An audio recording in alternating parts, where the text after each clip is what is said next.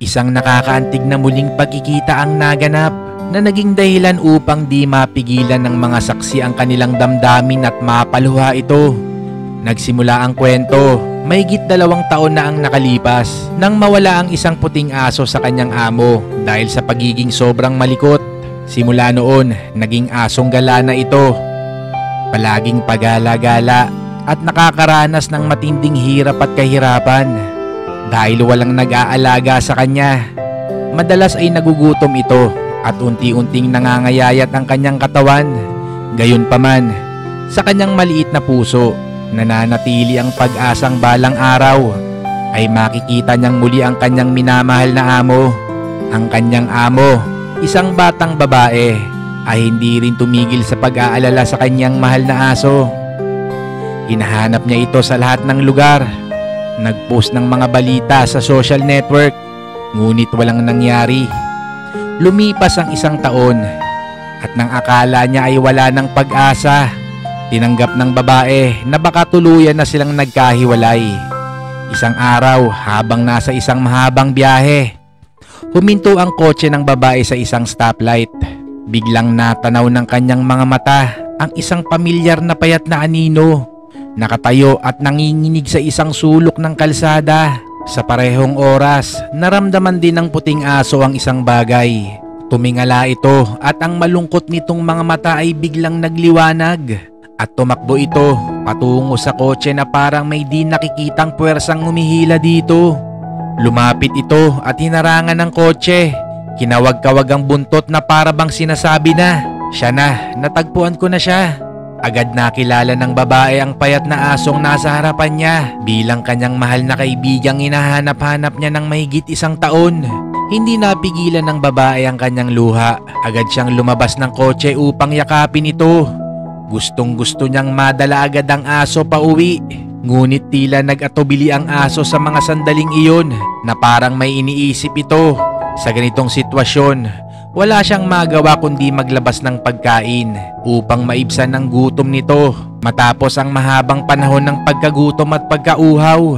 Habang kumakain ng aso, unti-unti ring lumapit ang ilang mga asong gala mula sa likod. Ang mga gutom at payat na mga hayop katulad ng puting aso ay masayang sinimulan ng pagkain na dala ng babae. Sa puntong ito, naintindihan ng babae kung bakit nag-atubili ang kanyang aso. Iyon pala, nais nitong matulungan ng kanyang amo ang mga kaibigan nito sa lansangan. Lubos na naantig ang babae. Tuloy-tuloy ang kanyang pagluha habang pinapanood ang mga asong gala na kumakain na para bang matagal nang hindi nakakakain.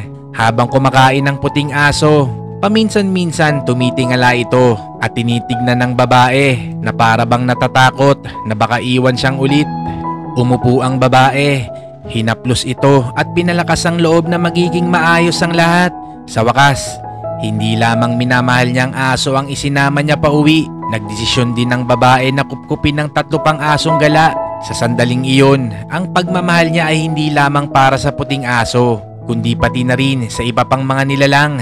Binigyan niya sila ng bagong tahanan kung saan hindi na nila kailangang mag-alala patungkol sa gutom at pagala-gala sa lansangan.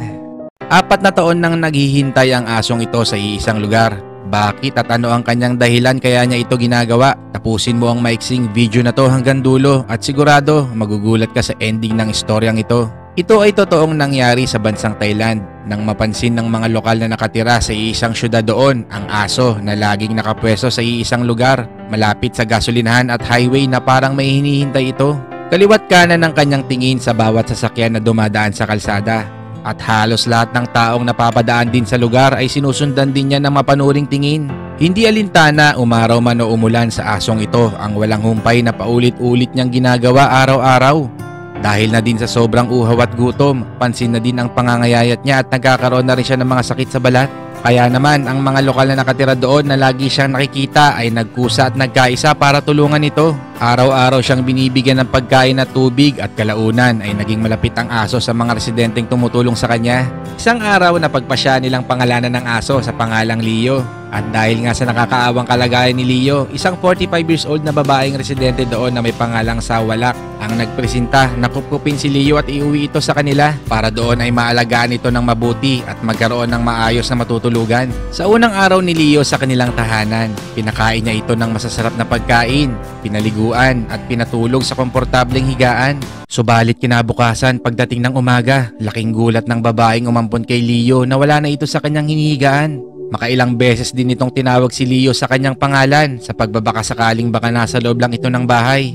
Lumipas ang ilang minuto sa kanyang paghahanap, bigo niya itong makita kaya napagpasya niyang lumabas para hagilapin ito. Ilang bahay din ang kanyang pinagtanungan kung nakita ba nila o napansin ng asong si Leo pero ni isa ay walang nakakita dito. Nagpatuloy lang ang babae sa kanyang paghahanap hanggang sa napunta siya sa lugar kung saan una niya itong nakita. Nagulat siya sa kanyang nasaksihan. Si Leo muling bumalik sa dating pwesto kung saan siya naghihintay araw-araw. Agad nilapitan ito ng babae at niyakap niya si Leo at muli niya itong inuwi sa kanilang bahay. Ngunit pagkalipas ng araw na yon, kwento ng babae, paulit-ulit lang na bumabalik si Leo kung saan siya naghihintay sa kung sino man. Kaya naman ang babaeng umampon sa kanya, sumuko na lang at minabuti na hayaan si Leo sa kanyang kagustuhan. Araw-araw na lang niya itong binibisita para abutan ng maiinom at makakain. Isang araw may isang concerned citizen ang nakapansin kay Leo dahil nabalitaan ito sa ibang residente doon ng kanyang kalagayan. Ito ay si Anuchit Uncharawen. Sa tulong ng social media at internet, ibinahagi nito ang larawan at istorya ni Leo sa pagbabaka sakali na may makakilala sa aso. Wala pang isang araw ang lumipas, nag-viral ito sa social media dahil na din sa sobrang daming netizens ang nag-share nito. Isang himala ang nangyari, may kumontak kay Anuchit nang makita ang kanyang ipinost. Kamukhang kamukha daw ito ng aso nilang si Bonbon na 4 na taon nang nawawala. Ikinuwento niya kay Anuchit ang nangyari sa nawawala niyang aso. Habang sila ay nagpapagas sa gas station, bigla na lang nawala si Bonbon sa likuran ng sasakyan pagkatapos itong iwan mag-isa ang aso para magbayad sa cashier. Ilan beses nila itong binalikan ngunit bigo silang makita ang alagang aso at inisip na baka may nangyari ng masama dito. Pero ang hindi nila alam, muling bumalik ang matapat na aso kung saan ito nawala at 4 na taon na silang hinihintay doon. Pagkatapos ng kanilang pag-uusap ni Anuchit, agad nila itong pinuntahan. At sa kanilang pagkikita ng aso sa personal, kinumpirma nila na ito nga ang pinakamamahal nilang si Bonbon na nawalay sa kanila ng matagal. Hindi maipaliwanag ang saya ng aso nang makita niya ang kanyang mga amo. Agad itong tumakbo sa kanila ng mabilis para sila ay yakapin. Napaluha na lang ang lahat sa tuwa nang masaksiyan ang napakasayang muling pagkikita ni Bonbon at ng kanyang mga mahal sa buhay.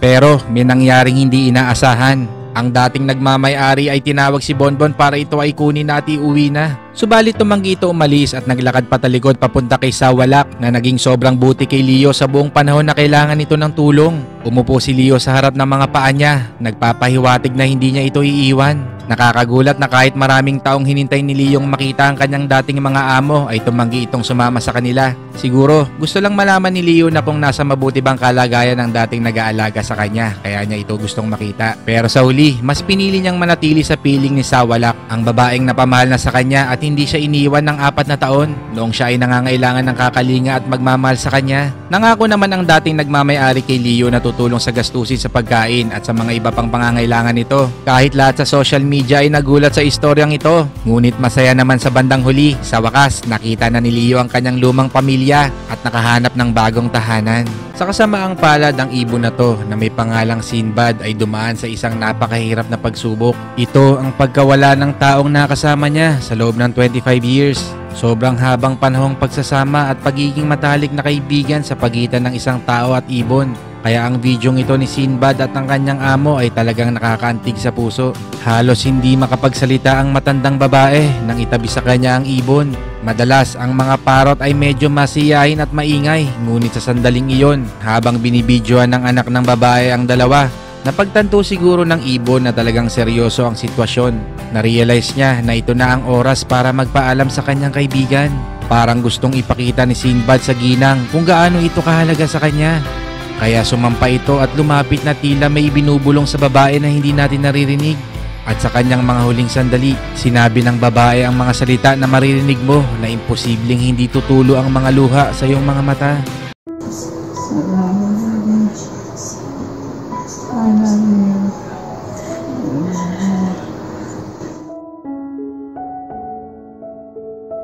Isang kabayo ang nagbigay ng nakakaantig na paalam sa kanyang kaibigan at naging amo bago ito inihimlay. Pumanaw si Wagner Lima sa isang aksidente sa trapiko sa edad na 34 anyos sa Paraiba, Brazil. Alam ng kapatid ni Lima na dapat dumalo sa libing ang kanyang matalik na kaibigan, isang kabayong nagngangalang si Rino.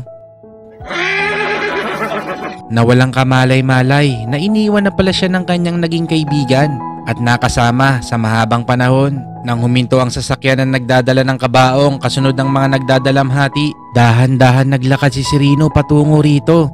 Agad nitong inamoy ang kabaong at saka ipinatong ang ulo. Ilang segundo lang ang lumipas, bigla itong napaungol ng malakas, kasabay ng paggilid ng luha sa kanyang mga mata. Kahit hindi sinabi kay Rino ang nangyari sa kanyang matalik na kaibigan, naramdaman ito at napagtanto na hindi niya na ulit ito makikita kailanman. Sa kabutihang palad, nangako naman ang kapatid ni Lima na hindi nito pababayaan si Rino at ipinangako na aalagaan at mamahalin tulad ng ginawa ng kanyang yumaong kapatid. Dahil nga maiksi ang buhay na itinatagal ng mga alaga nating hayop kumpara sa ating mga tao tulad ng aso at pusa, hindi natin maiaalis mag-alala na darating ang araw na iiwan nila tayo sa mundong ito. At yun ang isa sa pinakamasakit at mabigat na pakiramdam na daranasin ng isang taong nag-aalaga at nagmamahal ng isang hayop. Ang sikat na pusang si Bailey na nagkaroon pa ng libro na may pangalan na Bailey No Ordinary Cat na isinulat ni Erin, ang babaeng umampon sa kanya noon. Hindi matatawaran ang kanilang pagsasama at pagiging magkaibigan sa mahabang panahon. Naabutan pa nga ni Bailey ang kanyang mga naging anak, subalit hindi talaga natin maiiwasan na darating ang araw ng kanilang hangganan. Ibinahagi ni Erin ang huling sandali ni Bailey kasama ang kanyang anak na si Abby. Kinantahan ito ang matapat at papagmahal na pusa na naging parte ng kanilang masayang pamilya bago ito lumisan sa kanilang mga piling. Make me happy when skies are gray. You'll never know, dear, how much I love you.